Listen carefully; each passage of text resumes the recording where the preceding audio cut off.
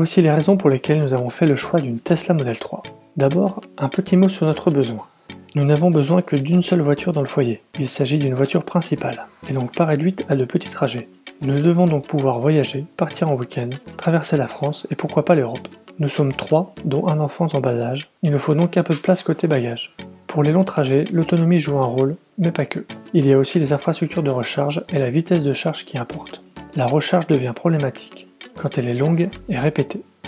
L'accès à un réseau de recharge rapide augmente les chances de trouver une borne libre, rapide et fonctionnelle. Un gain en confort et en sérénité. À l'heure actuelle, on en compte 2 en France. Les superchargeurs réservés aux Tesla et Ionity. Je parle ici de recharge rapide, supérieure à 50 kW.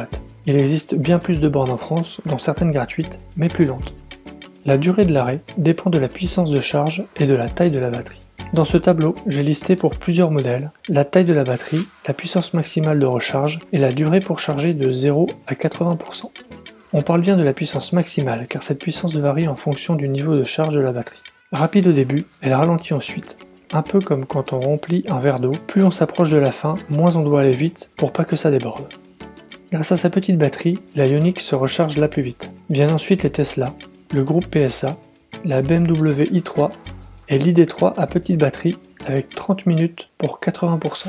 Carton rouge à la Zoé, qui est la plus longue du classement avec plus d'1 heure. Cette liste n'est pas exhaustive, mais se compose des voitures électriques les plus vendues en Europe en septembre 2020. De l'autonomie dépendra la durée entre 2 arrêts. Avec une grande autonomie, on fait plus de kilomètres entre 2 recharges. Mais comment savoir quelle voiture est la plus efficace sur la recharge? Pour répondre à cette question, ajoutons l'autonomie dans le tableau et calculons le nombre de kilomètres gagnés par minute de charge sur une charge de 0 à 80%. Grâce à son autonomie et sa vitesse de recharge, Tesla est en tête. Sur ces 3 points, Tesla écrase la concurrence. La marque dispose de son propre réseau de recharge rapide, à un tarif très raisonnable. Ces voitures proposent les puissances de recharge parmi les plus élevées, jusqu'à 250 kW.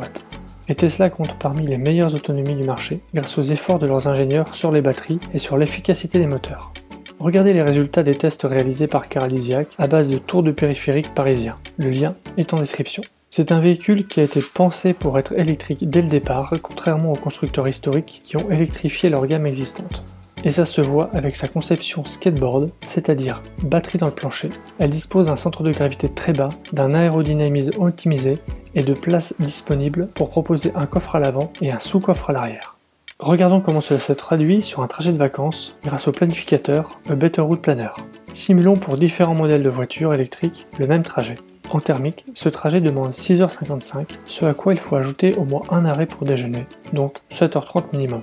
Sur le podium, on retrouve les Tesla Model S et 3 et la ID3 Volkswagen dans leur déclinaison grande autonomie, suivies par 2 voitures qui ne sont pas encore disponibles en France, la Polestar et la Mustang Mach-E. Carlisiac a fait le test grandeur nature, un Paris-Bruxelles avec 5 modèles électriques. La vidéo est riche en enseignements et l'expérience du même trajet vécu par chaque conducteur est parfois très différent et même laborieuse. Le conducteur dans la Tesla, quant à lui, a passé un agréable trajet et c'est ça que je recherche. Voilà pour la partie mécanique, mais Tesla, au-delà d'être un constructeur automobile, c'est aussi une société de technologie avec un état d'esprit décalé et affirmé. L'expérience utilisateur que propose la firme californienne est digne du meilleur de la Silicon Valley.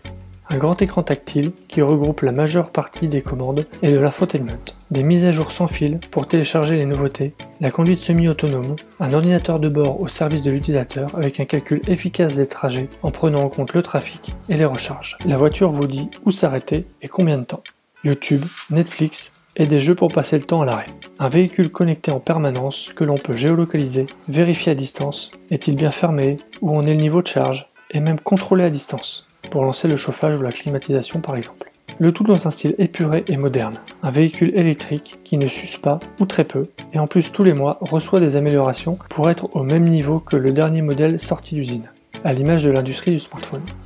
Tesla est à l'automobile ce que le premier iPhone a été à la téléphonie.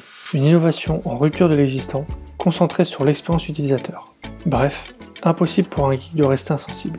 C'est décidé, ce sera une Tesla, mais laquelle? En France, Tesla propose actuellement 3 modèles, la berline familiale Model 3, la grande routière Model S et le gros SUV Model X. Avec 5 mètres de long et 2 mètres de large, les modèles S et X sont imposants et donc pas toujours pratiques au quotidien. Se garer en ville ou dans un parking souterrain par exemple peut être parfois compliqué.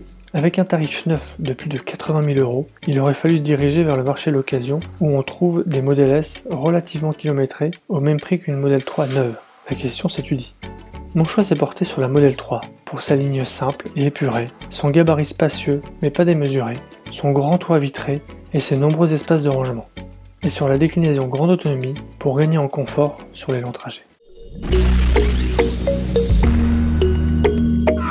Si tu as aimé cette vidéo ou que tu veux soutenir la chaîne, mets un like. Tu peux t'abonner pour recevoir les notifications de mes prochaines vidéos et aider la chaîne à être mieux référencée. N'hésite pas à donner ton avis en commentaire. À bientôt!